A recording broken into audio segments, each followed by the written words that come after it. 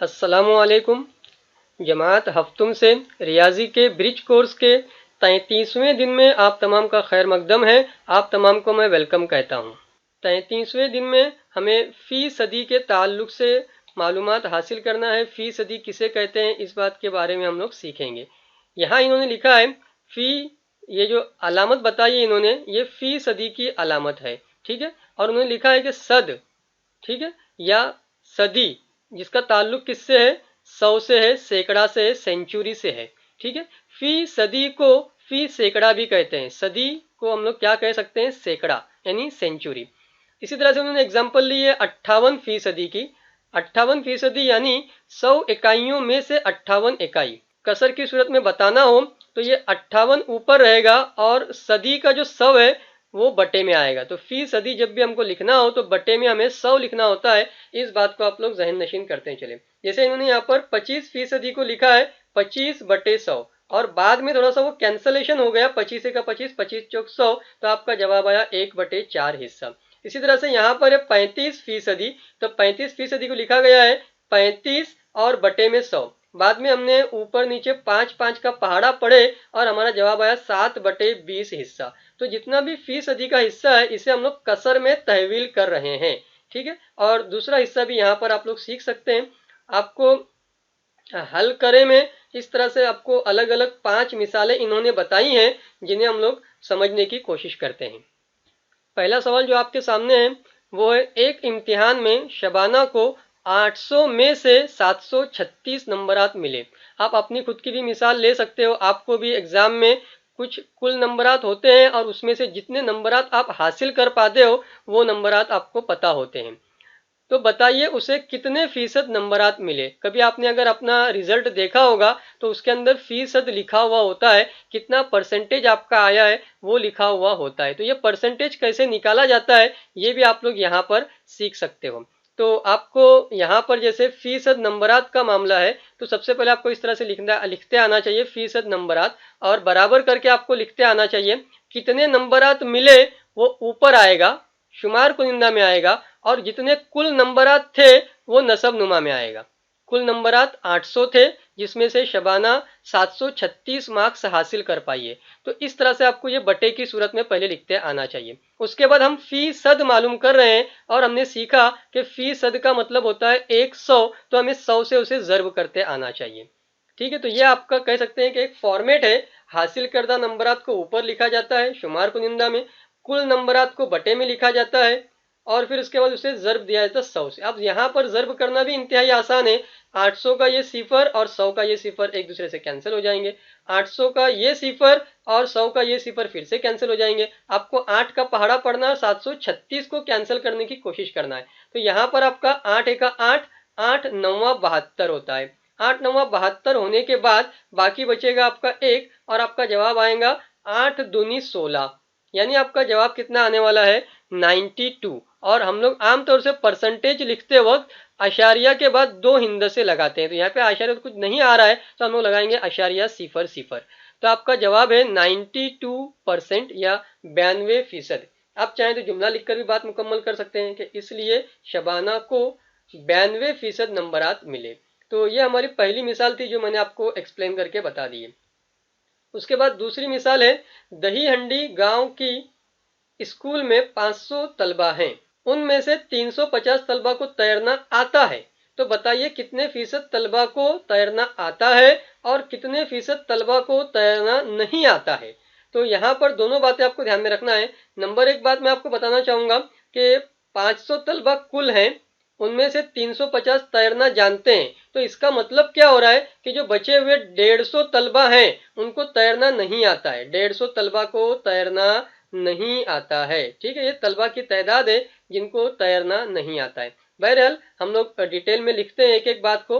तो सबसे पहले आप लिखेंगे इस तरह से कि तैरने वाले तलबा का फीसद, और उसके लिए हमें क्या करना है कि जो तैरने वाले तलबा की तादाद है उसको ऊपर लिखना है, शुमार कुनिंदा में लिखना है, ठीक है। फिर इसके बाद कुल तादाद जो हमारी है उसे हमें नसब नुमा में लिखना है, यानी यहाँ पर हमारा नसब नुमा में हिस्सा आएगा, और बाद में हमें ज़र्ब 100 करना है। तो इस तरह से हमारा हिस्सा तैयार होगा 350 बटे 500, और ज़र्ब रहेगा हमारा 100 से। ये ज़र्ब 100 से फिक्स्ड है। आप देखेंगे तो इस मिसाल में भी ज़र्ब 100 था, इस मिसाल में भी ज़र्ब 100 है, क्योंकि हम लोग फीसद मालूम कर रहे हैं। ठीक है, फीसद का मतलब है 100।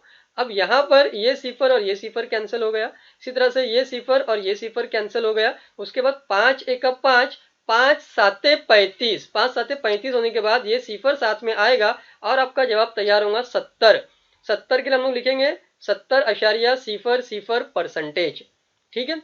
अब यहां हमको बात समझना है कि जब 70% तलबा जानते हैं कि किस तरह से तैरना है, तो 100 में से जो 30% तलबा बच जा रहे हैं वो नहीं जानते हैं, जिनको तैरना नहीं आता है। तो हम 100 में से नफी करके भी मालूम कर सकते हैं कि किनको नहीं आता है। दूसरा तरीका क्या हो सकता है, तो आप लोग इस तरह से लिख सकते हैं कि 150/500। ये 150 कहां से आया हमारा, तो जब 500 तलबा थे उनमें से 350 को आ रहा था, मतलब 150 को नहीं आ रहा है तैरना। ठीक है, फिर से हम लोग इसको ज़र्ब देंगे 100 से, कैंसलेशन वगैरह होगा और हमारा जवाब क्या आएगा, 30 जवाब आएगा। इसको आप लोग कैंसिल वगैरह करके देख सकते हैं। तो बहरहाल यहाँ पर हमारी ये दूसरी मिसाल भी मुकम्मल हो जाती है।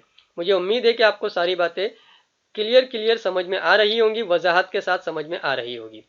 जब हम आगे बढ़ेंगे तो आप देखेंगे तीसरा सवाल है, सुबहान ने खेत की 19,500 मुरब्बा मीटर जमीन में से 75% जमीन में जवार बोई। तो बताइए उसने कितने मुरब्बा मीटर जमीन में जवार बोई। तो यहाँ पर हमको समझना है कि कुल जमीन कितनी है 19,500 और उसका हमें क्या मालूम करना है 75%। तो जस्ट हमें दोनों को बाजू बाजू में लिखना है और दोनों का क्या कर देना है, ज़र्ब कर देना है। ठीक है, तो हम इस तरह से लिखेंगे, जमीन का वो हिस्सा जिसमें जवार बोई गई बराबर आएगा 75%। किसका 75%, तो 19,500 का 75%। अब ये जो 75% है, इस फीसद का मीनिंग क्या है, तो बटे में 100 हमको लिखना है। तो 75/100 बन जाएगा। ठीक है, 75% यानी 75/100। ये आप लोगों को सीखना है कि 75% का मीनिंग क्या है, 75/100, और ज़र्ब का 19,500 वैसे के वैसे ही है।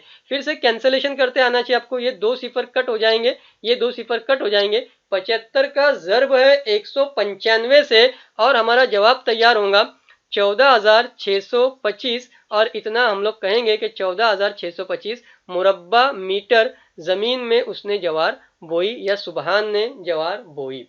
ठीक है, तो ये इस तरह से आपका सवाल नंबर 3 का मामला था, जो फीसद के ताल्लुक से दिया हुआ था और आपको उसको कीमत में तब्दील करते आना चाहिए। तो फीसद के लिए हमने बटे में 100 लगा दिए और इस तरह से हल किया हमने।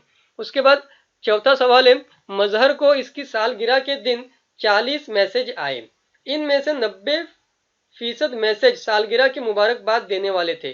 तो बताइए इसको सालगिरह की मुबारक के अलावा कितने मैसेज आए। अब फिर से हमें यहाँ पर 90% पहले निकालना है। किसका 90% निकालना है, तो 40 का 90% निकालना है। ठीक है, और जो कोई भी हमारा जवाब आएगा उसको क्या करना है, बाद में नहीं अलावा कितने मैसेज है हमको वो पता करना है। तो जितना भी जवाब आएगा वो तो हमारे सालगिरह वाले मैसेज हो जाएंगे। सालगिरह के अलावा मैसेज मालूम करने के लिए हमें 40 में से उस जवाब को नफी करना रहेगा। फॉर एग्जाम्पल हमारा जवाब यहाँ पर आता है 36, तो 40 में से हम लोग वो 36 नफी कर देंगे और हम लोग कहेंगे कि सालगिरह की मुबारकबाद के अलावा 4 मैसेज आए। 40 में से 36 नफी करके हमारा जवाब क्या बनेगा, 4 जवाब बनेगा। और इस तरह से हम लिखेंगे 4 मैसेज सालगिरह की मुबारकबाद के अलावा वाले आए। बहरहाल इसको डिटेल में आपको खुद ही लिखना है। एक और सवाल है, एक गांव के 5,675 बाशिंदों में से 5,448 बाशिंदे तालीम याफ्ता हैं। तो बताइए तालीम याफ्ता बाशिंदों का फीसद कितना। तो आप लिखेंगे तालीम याफ्ता बाशिंदों का फीसद और फिर बराबर करके आप लोग लिखेंगे कितने हैं तालीम याफ्ता, तो 5,448। कितने में से हैं, तो कुल आपको बटे में लिखना रहेगा 5,675।